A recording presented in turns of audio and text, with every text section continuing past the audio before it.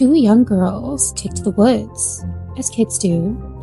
Heading to a stream, a warm draft ripples across the clover. As they step through mossy banks littered with ferns, tangled roots, and clusters of wildling daisies and sweet peas, and they return with a story, also as kids do. They saw fairies among the dark, damp earth by the babbling brook, but the adults brushed them off. So they returned, camera in hand, determined to prove the naysayers wrong.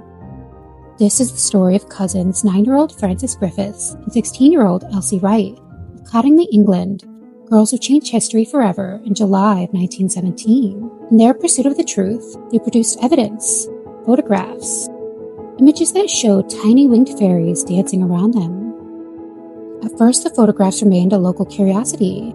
Then they attracted the attention of spiritualists and researchers. Eventually, they reached one of the most famous authors in the world, Sir Arthur Conan Doyle, the creator of Sherlock Holmes. And to many, Conan Doyle seemed like the last person who would believe in fairy photographs. After all, he created fiction's most famous skeptic. Yet, he became convinced that the photographs were genuine. And to understand why, we have to understand the era. The First World War devastated families across Europe. Millions died. The 1918 influenza pandemic followed. Many desperately wanted evidence of a spiritual world that existed beyond death. So Doyle would later become involved in spiritualism, believing the fairy photographs were evidence of a hidden realm. Further investing by consulting photogenic experts in 1920, publishing the images in the Strand magazine. As expected, the reaction was explosive. Some believed immediately, others were skeptical. But fairy fever spread. For a brief moment, newspapers, magazines, and dinner tables across Britain debated the same question. Could fairies be real?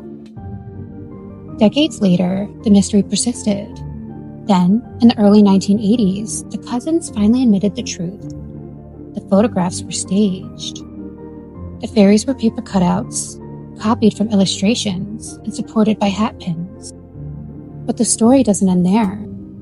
Frances Griffiths maintained throughout her life that although most of the photographs were faked, she genuinely believed she had seen fairies as a child.